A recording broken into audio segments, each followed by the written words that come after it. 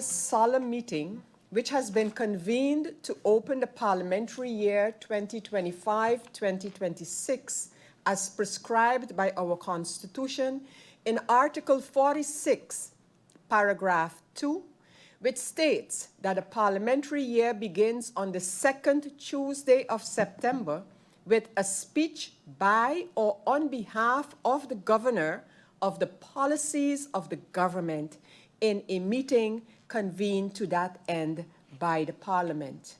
I invite you all now to stand for a moment of silence.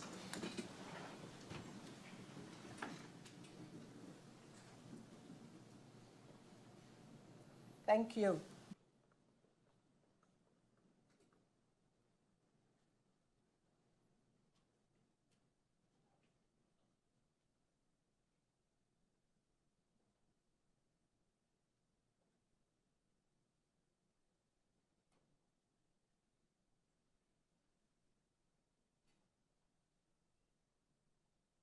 It is my pleasure and honor at this time to welcome His Excellency the Governor and his entourage to this solemn meeting, which has been convened to open this new parliamentary year with a speech by His Excellency the Governor on the policies of government for this new year.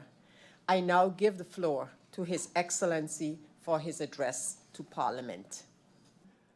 I stand before you today in my capacity as Governor, in accordance with Article 46 of the Constitution of St. Martin, to provide you with an explanation of the policy to be pursued by government in the coming parliamentary year 2025-2026. In 2010, St. Martin obtained the status of constituent country within the Kingdom of the Netherlands. This new status placed St. Martin in uncharted waters by assigning new roles, tasks, and responsibilities to the government of St. Martin. With those also came new rights and obligations. Several institutions, such as the High Councils of State, but also 7 ministries, were enacted. Legislation and policies were adopted, taken over from the former Netherlands Antilles. Today, 2025, the same policies, procedures, and legislation as taken over from the Netherlands Antilles continues to form the basis upon which country St. Martin operates. It is therefore time for St. Martin not only to recognize, but to acknowledge and take charge of its new rights and obligations. It is time for St. Martin to embrace, commit, and most of all, act on its development goals. For such, not only flexibility will be required, but moreover, the willingness and openness to evolve. We must move forward based on lessons learned and best practices. Government's focus and priority for the upcoming fiscal year will be to strengthen financial management and oversight, improve the efficiency and fairness of tax collection, ensure full transparency in public finances, and create fiscal space for investments that drive sustainable, inclusive growth. Over the coming period, government will work toward 4 key strategic objectives. Sustainable government finances. Implementing solid financial policies that promote balanced budgets, efficient spending, and improved revenue streams and reduced reliance on external financing. Transparency and public trust. Strengthening internal controls, improving the quality of financial reporting, and ensuring open, consistent communication about how tax revenues are used. A strong economic position for St. Martin. Building resilience against external shocks through improved debt management, a modernized fiscal framework, and policies that stimulate domestic economic activity, and inclusive growth and development, ensuring that economic growth benefits all citizens by reducing socioeconomic disparities, enhancing public services, and deepening collaboration with other ministries and international partners. To realize these objectives, government will prioritize 4 critical reforms. 1, modernization of the tax administration. 2, improvement of the budgeting process. 3, strengthening financial management and internal control. And 4, comprehensive tax reform. St. Martin's construction sector has recently experienced unprecedented growth, expanding from 30 million Caribbean guilders in 2014 to 74.3 Caribbean guilders in 2023, an increase of over 147%, a remarkable transformation that reflects our nation's resilience and recovery. The sector now is the second largest contributor to our GDP after accommodation and food services. However, this growth comes with challenges. Our nation has become the most densely populated in the Caribbean and Kingdom of the Netherlands, with 1,180 persons per square kilometer on our hilly terrain, creating unprecedented pressure on our infrastructure and spatial planning capabilities. Government has finalized proposals towards spatial economic planning, land issuance, and zoning to ensure a more sustainable approach to development under the structural reform country packages agreed with the Netherlands in 2020 and ministerial policy priorities. A large part of this new approach will focus on greater attention to environmental protection, laws, and efforts to protect the island's fragile biodiversity, creating a greater relationship between our natural environment and our economic needs. The aforementioned 147% increase in construction sector activity is a heavy burden on the unchanged organizational capacity. To support this, a request for re-evaluation of the organization will be submitted and interministerial collaboration will be maintained to enhance efficiency through digitalization. Real estate activities have similarly surged, with purchase prices reaching 348.7 million Caribbean guilders in 2023, compared to 202.1 million in 2014. According to official data from the Department of Statistics, St. Martin recorded a GDP growth of 3.4% in 2023 compared to 2022. This upward trend continued into 2024, with the Central Bank of Curaçao and St. Martin estimating a 3.1% growth. For 2025, GDP is projected to grow by 2.4%. While these figures indicate a gradual deceleration, they reflect continued economic momentum as major investments conclude and new ones begin. Tourism continues to drive these positive developments. In the first quarter of 2025, stayover arrivals increased by 10%, while cruise tourism saw an 11% rise compared to the same period in 2024.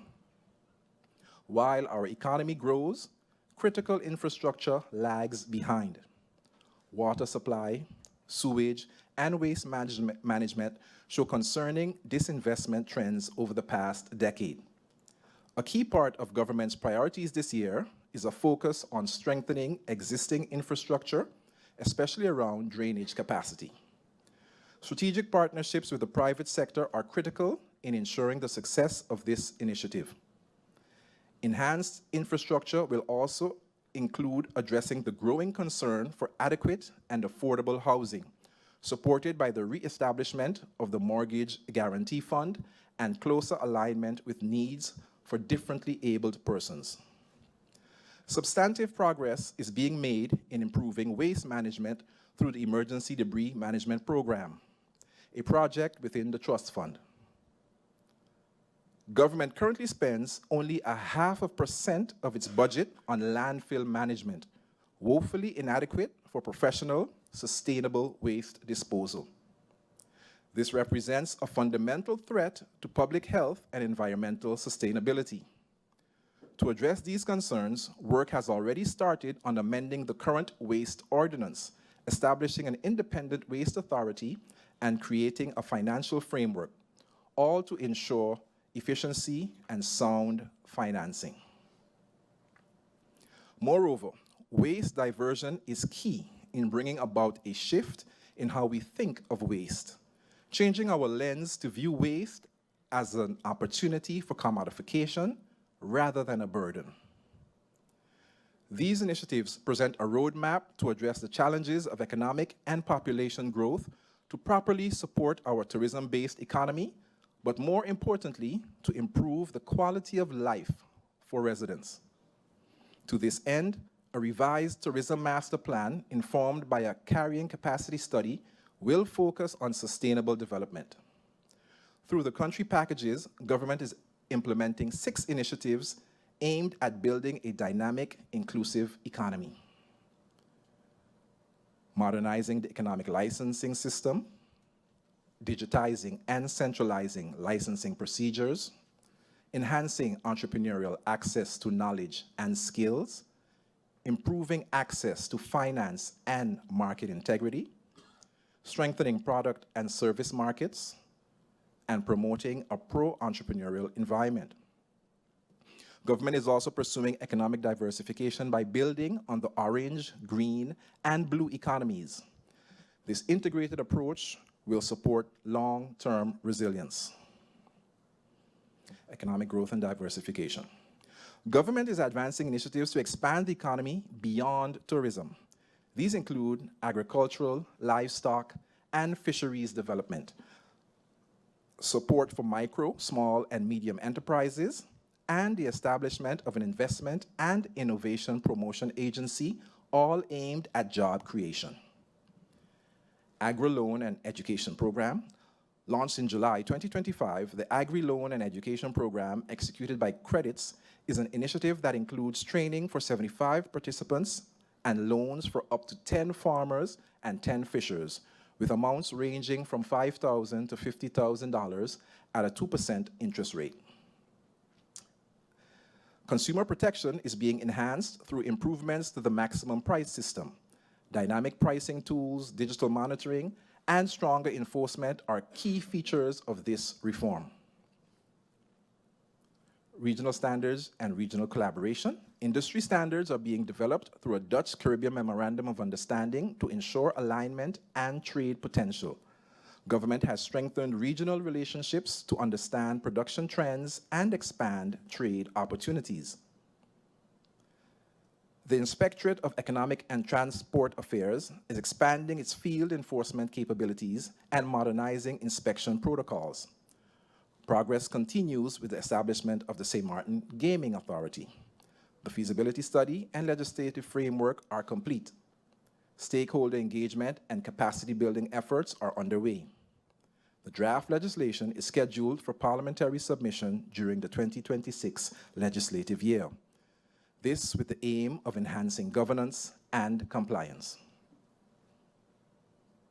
The Department of Statistics is being strengthened through support of project managers for projects like the Household Budget Survey, Labor Force Survey, and localized inflation tracking, supporting evidence-based policy decisions. Guided by the 2024-2028 governing program, the 2026 Tourism Policy Agenda emphasizes redevelopment, digitalization, and market intelligence. Immediate efforts focus on revitalizing Philipsburg and key heritage sites. Strategic airline partnerships, niche marketing, and robust data systems are critical to achieving a sustainable, high-value tourism future. High value and great importance is also placed on the placement process and issuance of national decrees, which are progressing steadily. All pending decrees in Phase 1 are expected to be finalized by the end of the fourth quarter of 2025, in line with current internal projections. To ensure continuity and uphold quality, this process has been outsourced. This will also help ensure that progress continues uninterrupted and that the integrity of the placement process is preserved, reflecting a broader commitment to fairness, transparency, and accountability. The tender process for the construction of the new correctional facility, led by UNOPS, is moving steadily forward. After an initial unsuccessful round at the beginning of this year, a renewed call for bids closed in June.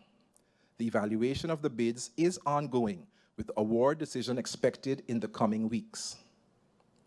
In parallel with construction plans for the new prison, UNOPS was also requested to deliver a comprehensive plan for the new facility's soft components, which refers to rehabilitation programs, staffing needs, policy development, and mental health services, amongst others. These are vital elements considered essential to humane and effective detention. The implementation of these soft components falls outside UNOPS's mandate. This led to a fact-finding mission from the United Nations Office on Drugs and Crime for its support in the implementation of the Soft Components Program in April of this year, followed by a proposal for a multi-year program of which the funding has been fully secured and signing of the agreement is expected shortly. Despite these positive developments, the impact of which will mainly be visible in the medium to long term, the prison system and the broader justice chain remain under significant pressure. The shortage of detention capacity and sufficient prison guards affect public safety and demands urgent, decisive action. Without taking appropriate measures, there is a real risk that positive developments might become undone. Government is taking all necessary steps to avoid this outcome and is in advanced discussions with the Kingdom partners to remedy the situation. A total of 1.5 million Caribbean guilders has been allocated for the police force under the capital expenditures budget for new vehicles in 2025. Refurbishment of facilities is being planned via the National Recovery Program Bureau, and digital infrastructure upgrades are expected. Enhancing internal logistics and asset management will be key to ensuring these investments lead to measurable impact. Looking ahead, the aim is to revitalize the force through targeted recruitment and strengthened partnerships with regional police force. As crime intersects with broader social and economic challenges, effective law enforcement cannot be achieved through enforcement actions alone. Strengthening cooperation both between ministries and with civil society organizations is essential. Youth crime, exploitation of labor gaps, and public events all point to the need for coordinated responses that go beyond the responsibility of any single ministry. Fostering increased interministerial cooperation through joint strategies, structured information sharing, and aligned policies are concrete steps to create sustainable safety and long-term social stability. The continued absence of legislation mandating the submission of passenger name record, PNR, and advanced passenger information, API data, hinders the full implementation of automated border control. Proposed legislation to mandate API and PNR compliance and enhance protections under the National Trafficking in Persons Action Plan is aimed to be submitted to Parliament in 2026, further supporting a safer, more responsive border regime. Immigration and Border Protection Services continues to modernize its operational foundation through the launch of FMS, FMS Online, and RADEX for digital case management and border automation. Renovations at the Foreigner Detention Center are underway to align with the European Committee for the Prevention of Torture and international human rights standards. To strengthen service delivery to the maritime sector, IBPS will launch a trusted agent program enabling yachting agents to access secure portals for real-time decisions to allow entry and vessel clearance, improving the visitor experience. Government, via the Immigration and Border Protection Service, is also advancing public-private partnerships with Port St. Martin to create a more efficient home porting experience. A new processing system will leverage passenger data captured at the Princess Juliana International Airport to streamline vessel clearance at the port. Additionally, mobile inland control units will be upgraded to integrate entry and stay data with residence application tracking, ensuring more robust follow-up and operational continuity beyond points of entry.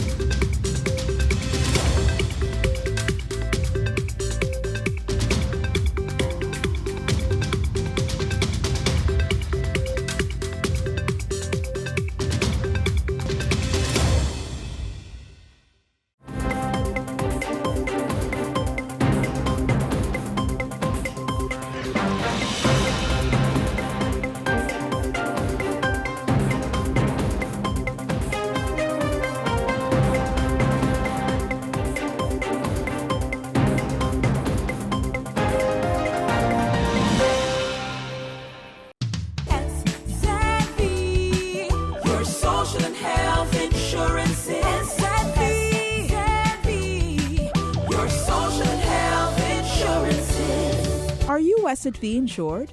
Do you have a valid medical insurance status? SXM is cardless. Request your My SXM account today and enter the virtual office of SXM. Go to sxv.sx and sign up now. SXM, yeah, your social health insurances. 24/7 TV programming on www.stmartinmediacenter.com, SXM Daily News, PBS NewsHour, Now You Know, Com programs, documentary, entertainment, sports events, Saturday children's hours, religion programs, and movies. Click on SXM TV broadcast to see your favorite programs.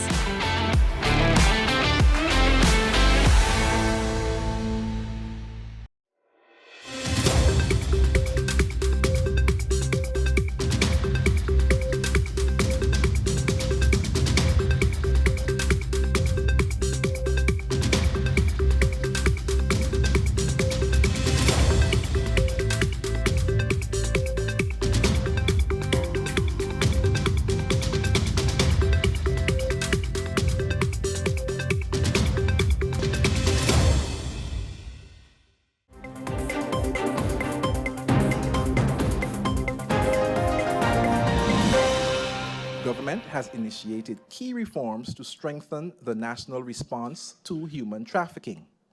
A major step is the reinstatement of the Anti-Trafficking Bureau under the new name National Reporting Center, NRC.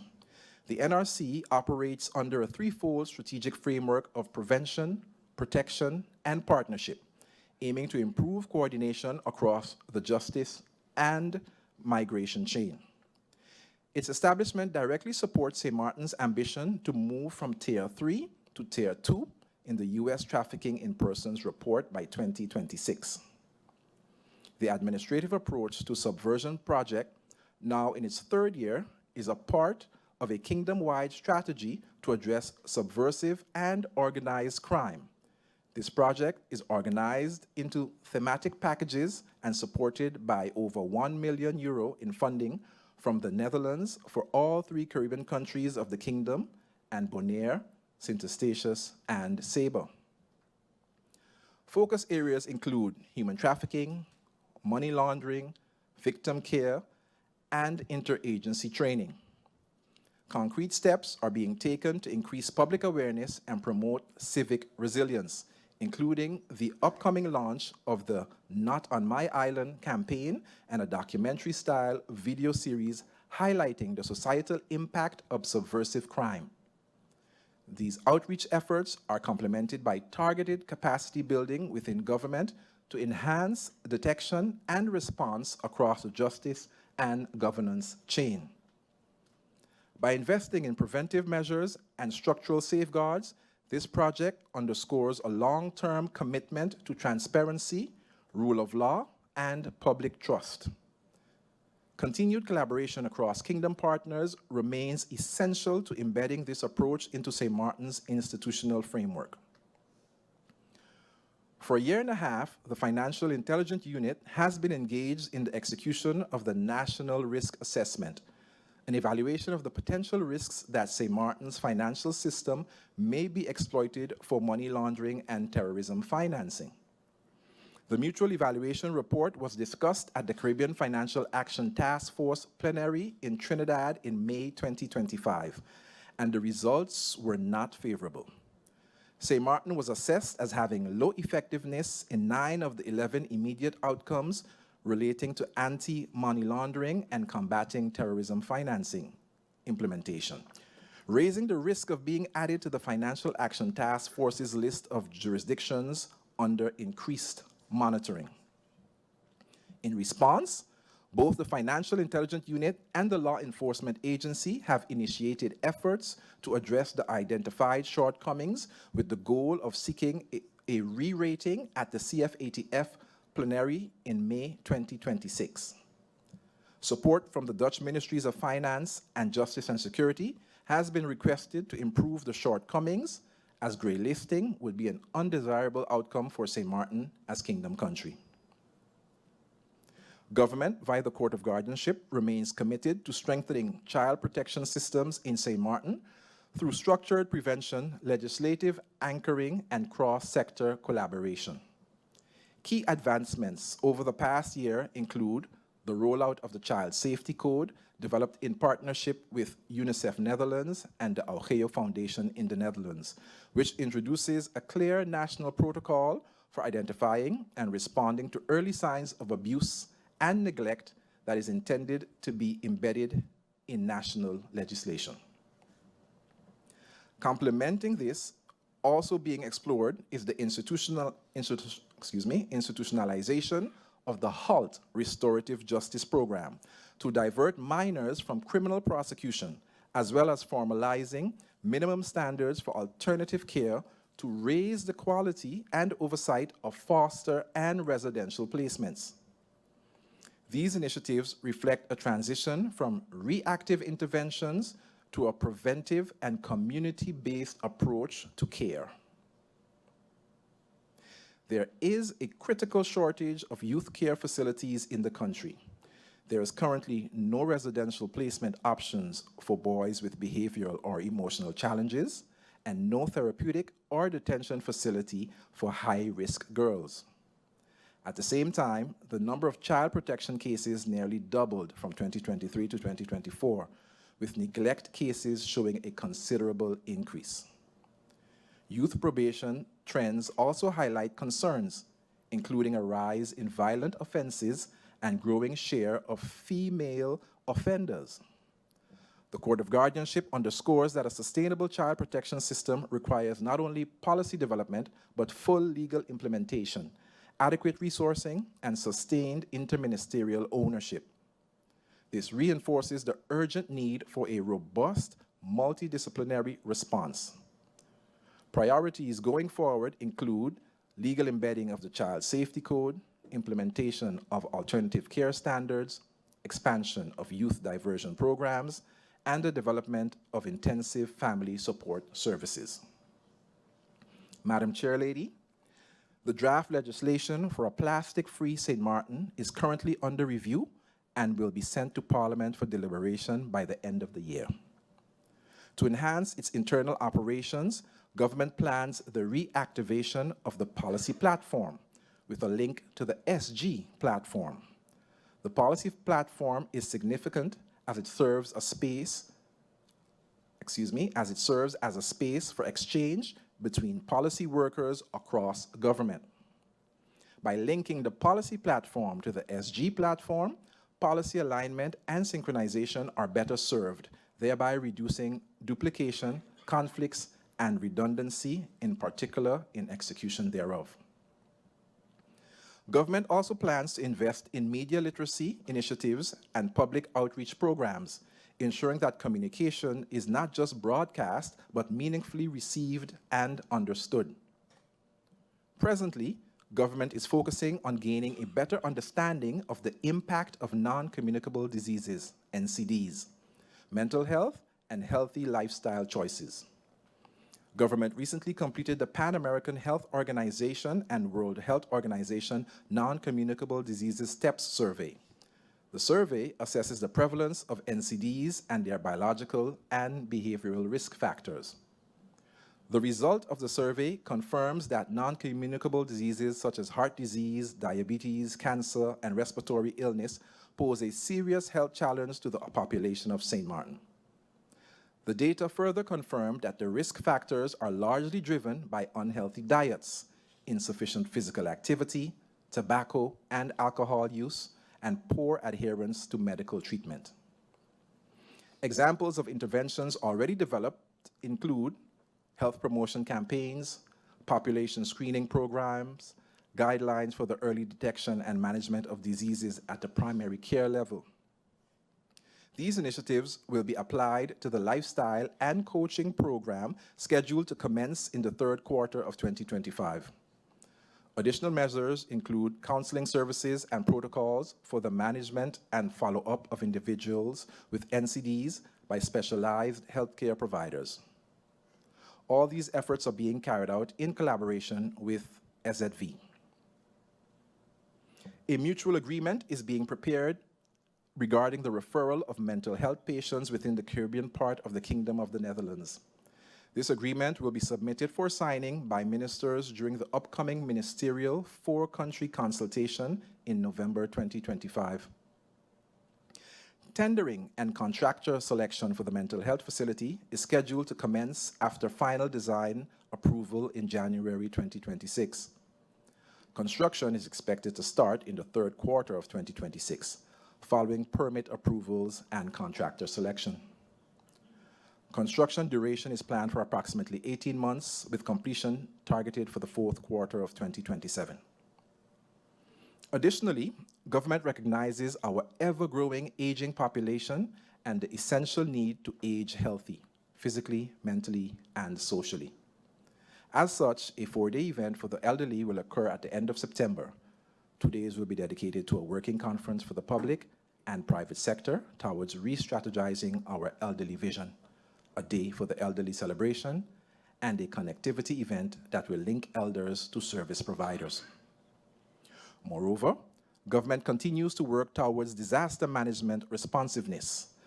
An important project is the finalization of the development and implementation of the social registry system. The intention of the social registry is to identify the most vulnerable households within the community, proactively provide assessments and social assistance where needed. The system also plays a vital role in disaster risk preparedness or response. Currently, data is being collected in the community as regards to disaster risk preparedness or response. It is expected that by the end of this year, the system will be rolled out fully. Madam Chairlady.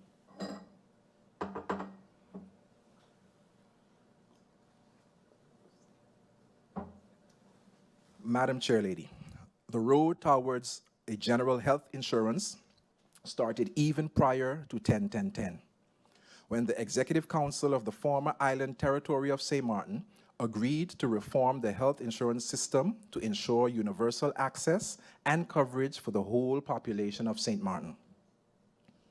The introduction of a general health insurance is a key step in the reforms designed to ensure fair, affordable, and sustainable access to health care for all people of St. Martin. Hurricane Irma and the COVID-19 pandemic have demonstrated that these reforms can no longer be delayed. Health funds remain under pressure, costs continue to rise, and the current fragmented system leaves many citizens, particularly the elderly, self-employed, and vulnerable residents, without the security of equal access to care. The trajectory toward general health insurance has been long and complex. Yet, significant progress has been made in recent years, and especially in recent months. With the advice of the Social Economic Council now received, government is one critical step closer to having the draft legislation presented to Parliament before the end of this year. Achieving this will mark an important milestone towards protecting the most vulnerable and ensuring equal access to care for all. Government strategic priorities for the upcoming year in the area of public housing, spatial planning, environment, and infrastructure are climate adaptation leadership. Delivering the Climate Impact Atlas in collaboration with the University of St. Martin and the International Panel on Deltas and Coastal Areas, a central source of scientific knowledge for policy development. Developing St. Martin's first National Climate Change Adaptation Report through Green Overseas Facility Support. Creating zoning frameworks for the ecologically sensitive areas, incorporating coastal erosion and landslide studies. Continuing multi-annual flood mitigation with retention ponds in the cul-de-sac basin, drainage improvements and installation of 2 critical stormwater pumps. Launching our first comprehensive housing policy, prioritizing affordable and social housing for lower and middle income residents. Expanding sewage networks and secondary road improvements. Implementing sargassum management strategy with cross-sectoral approach. Advancing Nature Policy Plan 2025-2030, serving as our national biodiversity strategy. In the areas of education, culture, youth, and sports, government has the following policy intentions for the upcoming year. Full implementation of the National Higher Education Ordinance, providing a regulatory framework for quality tertiary education and broader access for St. Martin students. The introduction of the National Child Protection Platform regulation, formalizing cross-sector collaboration to safeguard the rights and well-being of children through coordinated service delivery. The presentation of a special needs education funding framework to ensure equitable access to resources and learning opportunities for all students regardless of ability. The revision of the education funding decree, addressing gaps in financial regulation, incorporating provisions for insurance coverage and enhanced audit mechanisms to promote transparency and financial sustainability. The rollout of an early childhood development monitoring and compliance protocol, improving oversight, standardization, and quality assurance in daycare and pre-primary institutions. The introduction of a data protection policy that aligns with government's broader digital transformation strategy, ensuring the secure and ethical management of student and institutional data.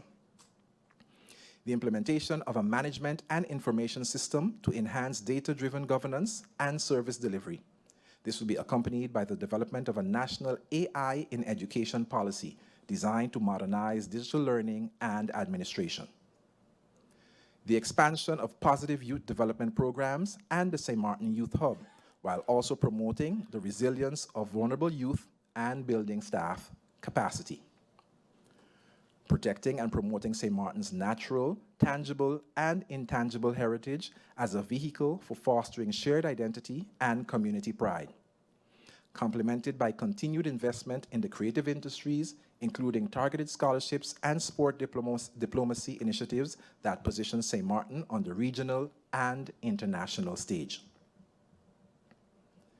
In general, government is committed to implement the programs and projects under the Trust Fund and the reform measures as agreed with the Netherlands.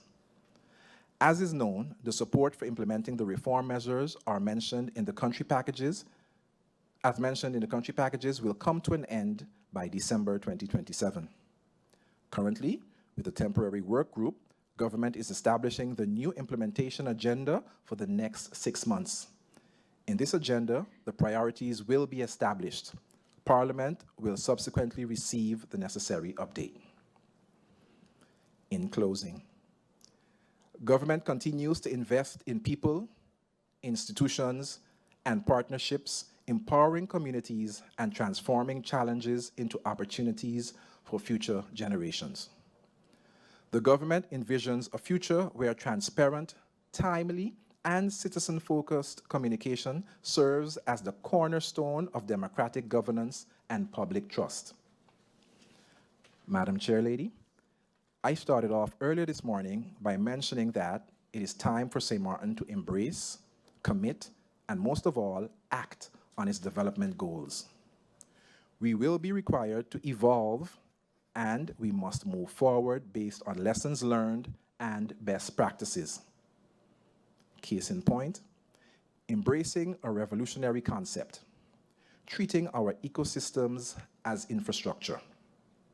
The 2025 Coastal Resilience Assessment modeled historically devastating hurricanes Lewis, Lenny, and Irma under various climate scenarios. The findings are striking. Coral reef restoration could reduce future hurricane damages by 1/3 to 2/3, potentially saving over $200 million US. Every dollar spent on reef and mangrove restoration reduces future spending on disaster recovery, infrastructure repair, and economic stimulus. This isn't just environmental policy, it's sound financial strategy that protects both lives and our national budget. Madam Chairlady, St. Martin stands at a crossroads where economic growth, environmental protection, and climate resilience must work together. Government's achievements in 2025 and strategic plans for 2026 demonstrate that sustainable development is not just possible, it's profitable, protective, and essential for our nation's future prosperity. Madam Chairlady, members of Parliament, in this new parliamentary year, government will once again present you with various legislative initiatives towards the execution of its plans and realization of its objectives. As representatives of the people of St. Martin, government looks forward to fruitful, efficient, and effective dialogue, as well as your committed participation, this with the aim of garnering your support to serve the public interest on behalf of the people of St. Martin. Madam Chairlady, members of Parliament, I wish you much success this new parliamentary year, and I pray for your wisdom and discernment. Thank you. God bless you and yours, and God bless our great nation, St. Martin.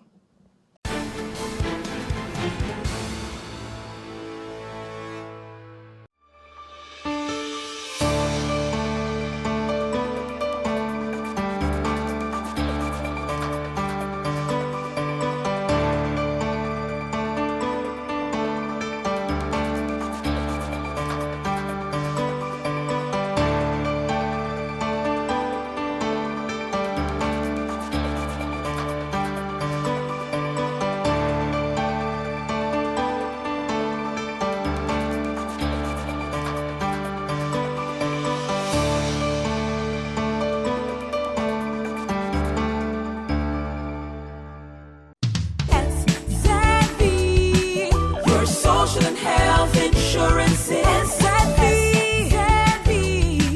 your social and health insurance is. Are you SXV insured? Do you have a valid medical insurance status? SXV is cardless. Request your My SXV account today and enter the virtual office of SXV. Go to sxv.sx and sign up now. SXV, yeah, your social and health insurance is. 24/7 TV programming on www.stmartinmediacenter.com, SXM Daily News, PBS NewsHour, Now You Know, Com programs, documentary, entertainment, sports events, Saturday children's hours, religion programs, and movies. Click on SXM TV broadcast to see your favorite programs.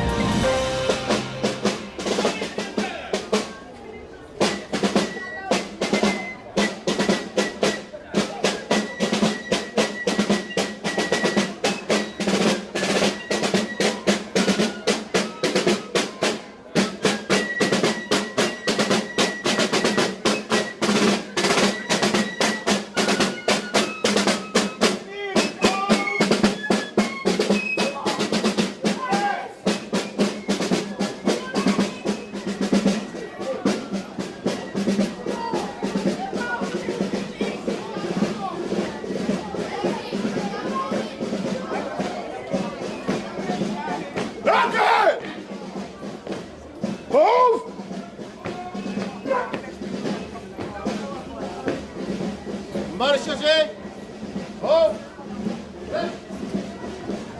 Rechter heel. Hoofd. Linker is. Hoofd. Rechts. Spiegel. Hoofd.